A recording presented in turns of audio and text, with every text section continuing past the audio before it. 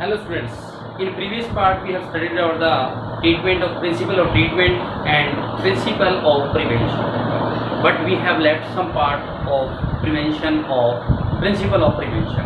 Now in this part we will study about the prevention and principle of prevention. Firstly, you have to hear the video clearly, distinctly, with the meditation. And after that I will ask some question and send to you by written. Then you have to solve these questions. First, one more thing, please like, share and subscribe this channel so that you can get the best video. You also press the button of bell. When you press the subscribe button, you can see that there is a at the right corner a bell icon is also present. Then you have to press the bell icon also. Then we are continuing studying about the principle of prevention. There are two ways of principle of prevention. One is general and second one is specific. General, अब general में क्या होता है कि कुछ ऐसे disease जिसके बारे में पढ़ चुके हैं कि एयरबोर्न डिजीज है जो एयर के द्वारा होते हैं, कुछ वाटरबोर्न डिजीज है, कुछ वेक्टर के द्वारा होते हैं. जनरल वे में इन चीज़ों से हमें एक्सपोज होने से बचना है ताकि हमारे डिजीज ये इस प्रकार डिजीज हमें ना फैल सके. जैसे एयरबोर्न डिजीज हैं जो हवा से होते हैं. इस एयरबोर्न डिजीज से बचने के लिए हम अपने तरीके कौन से अपना सकते हैं? क्राउडेड एरिया जहाँ पर बहुत ज़्यादा भीड़ हो वहाँ जाने से बचें. वाटरबोर्न डिजीज है तो वाटर जो कंटेमिनेटेड वाटर जो गंदा पानी है उसको पीने से बचें. जो कंटेमिनेटेड करने वाले माइक्रोब्स उनको किल कर दें, ऐसा ट्रीटमेंट करें. और थर्ड वन वेक्टरबोर्न डिजीज. ये वेक्टरबोर्न डिजीज के कारण से हमारी बॉडी में इम्यूनिटी जो है इंक्रीज करने का काम होता है, जिसके कारण से हम अपने इन्वायरमेंट को क्लीन रखें. These are the general ways. तो you have to write the general ways of preventing infection mostly related. The general way of preventing infections mostly related to preventing exposure. General वे से हम अपने आप को prevent करने का सबसे बड़ा तरीका क्या है कि किस प्रकार से अपने आप को डिजीज से प्रिवेंट कर सकते हैं, वो है एक्सपोजर. डायरेक्टली कांटेक्ट में ना आए उसके. फॉर एग्जांपल कह सकते हैं फॉर एयरबोर्न माइक्रोब्स जो हवा के द्वारा माइक्रोब्स फैलते हैं. For airborne microbes we can prevent exposure. airborne microbes से अपने आप को बचाना तो क्या करेंगे? we can prevent exposure from overcrowded area. ज़्यादा भीड़ भड़ाके वाला एरिया तो उसमें अपने आप को बचाना है, भीड़ भाड़ वाले एरिया में नहीं जाना है. तो एयरबोर्न डिजीज बचने का कौन सा तरीका है? To prevent ourselves from airborne disease we not exposed in overcrowded area. The next one is for waterborne microbes. यानी जो वाटर के द्वारा माइक्रोब्स उत्पन्न होते हैं, वाटर से कंटेमिनेट कर देते हैं, डिजीज फैलाते हैं, उनसे अपने आप को बचाना है. तो क्या करेंगे? To kill the microbial contamination. जो माइक्रोब्स वाटर को जाकर के कंटेमिनेटेड दूषित कर रहा है, गंदा कर रहा है, उस माइक्रोब्स को ही किल कर दें. वाटर का ट्रीटमेंट किया जाए, वाटर को शोधन किया जाए ताकि उसमें कुछ क्या है ऑक्सीजन वगैरह है, ओजोन लेयर है, ये पास आउट किया ताकि ये माइक्रोब्स किल हो जाए. इसी प्रकार से फॉर वेक्टर बोर्न इन्फेक्शन, यदि किसी वेक्टर के कारण से जैसे कि फीमेल एनाफिलिस मॉस्किटो प्लाज्मोडियम छोड़ता है, जैसे बाइट करता है तो हमारी बॉडी में प्लाज्मोडियम छोड़ दे क्या मलेरिया काज हो जाता है क्योंकि आरबीसी रप्चर हो जाती है. तो इसी प्रकार से for vector borne infection we can provide clean environment.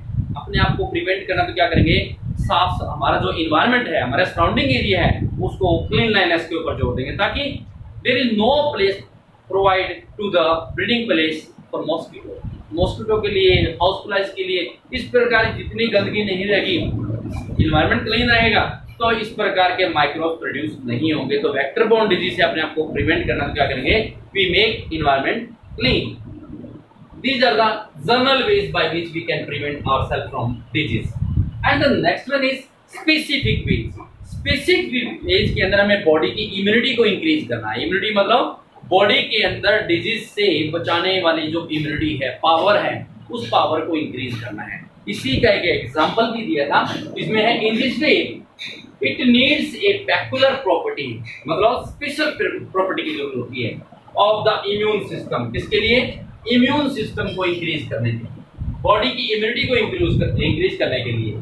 That usually fight all microbial infection, क्योंकि बॉडी की यदि इम्यूनिटी हायर होगी तो बॉडी के अंदर एंट्री करने वाले जो जर्म्स हैं, माइक्रोब्स हैं, उनके किसी प्रकार का इन्फेक्शन होने नहीं देगी। फॉर एग्जाम्पल ये है कि कई 100 साल पहले जब स्मॉल पॉक्स के बारे में लोग जानते नहीं थे, तो जिस व्यक्ति को किसी को स्मॉल पॉक्स होगा, दूसरे ऐसे लोग थे जो उसके पास जाने से डरते थे। लेकिन उनमें से कुछ ऐसे लोग भी थे जिनको पहले स्मॉल पॉक्स हो चुका था, वो उनकी केयर कर रहे थे, उनके पास जाने में उनको किसी प्रकार का डर नहीं था। क्यों? स्मॉल पॉक्स की एक प्रॉपर्टी है कि एक बार इस प्रकार किसी व्यक्ति को स्मॉल पॉक्स हो, दोबारा उसको जिंदगी में स्मॉल पॉक्स नहीं होता, क्योंकि उसकी बॉडी की इम्यूनिटी उस स्मॉल पॉक्स को फैलाने वाले वायरस है उसको रोक देता। तो इसी प्रकार एग्जाम्पल है 100 years ago स्मॉल पॉक्स किसको बोलते हैं? छोटे चेचक, जिसको हम अपनी हरियाणवी लैंग्वेज के छोटी माता कहते हैं। स्मॉल पॉक्स एपिडेमिक मीन्स बहुत बड़ी महामारी, जिस प्रकार से आजकल कोरोना एपिडेमिक है, were not at all uncommon. उस समय लोगों को इसके बारे में अनकॉमन मतलब कॉमन नहीं था, लोग इसके बारे में जानते नहीं थे। The people were afraid to come near, यानी कुछ लोग ऐसे थे वो नजदीक आने से डरते थे। विद द सफरिंग पर्सन, जो व्यक्ति को स्मॉल पॉक्स है उसके पास आने से डरते। But one group of the people was not afraiding, लेकिन कुछ ऐसे लोगों का झुंड भी था जो इस प्रकार लोगों के पास जाने से डर नहीं रहे थे। मैक्सिमम तो डर रहे थे, लेकिन कुछ ऐसे थे जो उनके पास जाने से, उनकी देखभाल करने से डर नहीं रहे थे। वो कौन से लोग थे? इसका मतलब उनको पहले कभी स्मॉल पॉक्स हो चुका था, आज वो ठीक हो गए, उनके बॉडी पर स्कैरिंग मतलब निशान हो जाते हैं। इट वॉज बिकॉज, इसलिए था क्योंकि वो जो लोग उनके पास जा रहे थे वो क्यों थे? It was because they had small pox earlier, उनको पहले कभी स्मॉल पॉक्स हो चुकी थी। In other words, if you had small pox one, और दूसरे शब्दों में ये भी कह सकते हैं यदि किसी व्यक्ति को स्मॉल पॉक्स एक बार हो जाती है, there was no chance of suffering from it again, दोबारा होने के चांस नहीं होते। Their body improve the immune system, क्योंकि इनकी बॉडी इम्यून सिस्टम इंक्रीज कर लेती है, बढ़ा लेती है against this disease, in disease से। कारण क्या था कि वो जो लोग थे जो स्मॉल पॉक्स जो सफरिंग व्यक्ति की केयर कर रहे थे, उनके पास जा रहे थे, वो कौन से लोग थे? काउमेड, सुना आपने? गवाले जो होते हैं, पशुओं को चराते हैं। तो एक साइंटिस्ट था, फिजिसिस्ट था, जिसका नाम था एडवर्ड जेनर। सबसे पहले इसने वैक्सीन की खोज की थी, इंजेक्शन की खोज। Vaccine was firstly discovered by Edward Jenner. उसने कैसे की? जिन लोगों को स्मॉल पॉक्स हो गया था, दोज वर काउमेड, वो गवाले थे।